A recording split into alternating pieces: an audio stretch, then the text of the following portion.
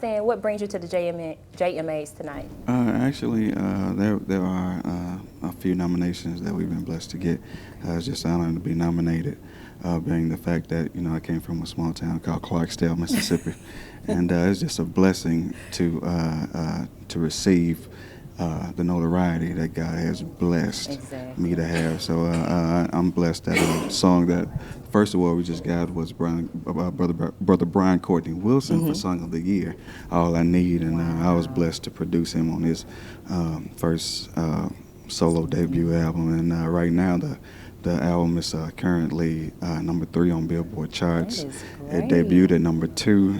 The current single, which I was blessed to write before I even met Brian, it's amazing how, that is the sheer evidence that it was nobody but God. If God can give you a song for someone that you've never met before in your life, and people can be blessed by that song. The song, I think, is number 14 or 15 on the top gospel songs. And I mean, God has just really been pouring out lately, and I'm almost getting full. Don't look at me too hard. But I'm getting full right now because God has been so good. Like I said, I came from the country. I came from the Delta. I came from Mississippi, Clarksdale, Mississippi.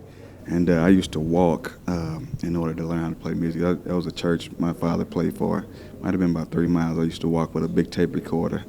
So I can walk and record myself and listen to it when I was younger. That's how you got into gospel music? That's how I got into gospel music. I was sharing with somebody that another one of my stories that while I was going to get a keyboard, I was going to borrow a keyboard from somebody. And from a friend. But I had one of those cars my dad gave me, my first car. It's the kind of car that you can't drive out of city limits because it'll shut down. So as soon as I got out of city limits, Cedric, my car shut down. I was in the middle of nowhere, and it was black dark. And so I actually walked to the first house I saw, and the guy met me with a gun. Oh, wow. He put the gun in my head, and he just made the noise, pow. And of course, I was gone. Terrified. I was gone. Right. So I walked in the house. I said, "Sir, may I please use your phone?" And he actually set a 12 gauge in front of the phone. While I was trembling, trying to call, I called my cousin because I couldn't let my mama know that I was out of town because I was going to get a whooping. Plus, I was already checked. So I called my cousin. He came and got me. And as soon as I got home, I guess my cousin told my mother what I did. So as soon as I walked in the house, she started fussing. But I collapsed in her arms because I was literally looking death in the face. So as soon as I explained to her what happened, she really fussed at me. She cried with me, but she fussed at me, telling me, "Look, you could have been dead and nobody would not have known." But the moral of my story is it was all for music. I was going to get a keyboard. I didn't have one, but look where God has blessed me to be. And I'm really just totally blown away. Well, what up-and-coming projects can we expect from Mr. Stan Jones? I'm working on another project right now. Williams Brothers project that The Journey Continues is out now. The second single is a single that I wrote. I was blessed to write.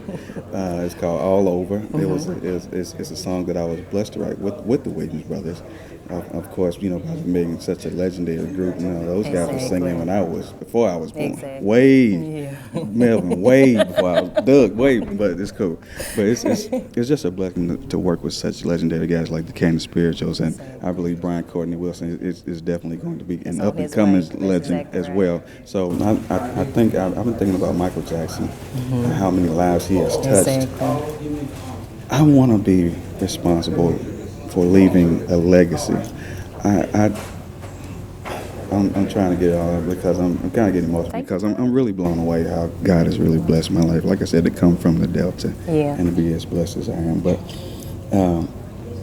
I was listening to a preacher. His name was Dr. Miles Monroe, and he said something about dying empty. He said the most valuable place on earth is the cemetery.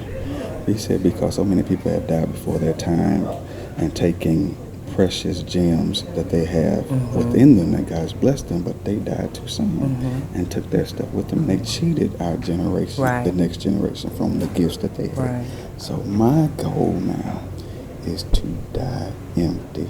I want to unleash everything that God's put in me. So right now, I can't sleep. I can't sleep for working. I can't sleep for writing. I can't sleep for recording because I want to get everything out that is in me. And right now, I just feel so much passion. Every time, I'm telling you, I don't know nothing about drugs, nothing about alcohol, but I'm telling you, the greatest high for me is when God gives me something in my mind or a song or something, but it comes out 1,000 times better than what I imagined. And I've heard a lot of them. I They are can't beautiful. take that. Yeah. That's the greatest high for me. So God has been really good to me. I You are appreciate y'all truly for having me. a talented and gifted man. Thank you so And much, on guys. that note, leave us with your favorite God speak this evening. My favorite God speak, it really sums up my life. The scripture that says faith without works is dead, which means you can believe all day That's long that exactly you're the right. queen, that you're the best, you're number one, and God has equipped you with everything that you think He has. But until Exactly. you actually get your lazy That's self exactly up right. You gotta put it and in actually motion. put it into action, what God has said or planted in your spirit, it will never happen. That's exactly right. Yes. Stan, thank you so much for Thank stopping you. by and Thank you. enjoy the rest of this evening. Thank you. Pray for me. All right.